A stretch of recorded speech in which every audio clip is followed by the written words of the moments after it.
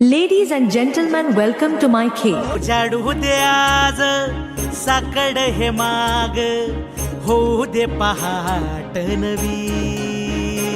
आता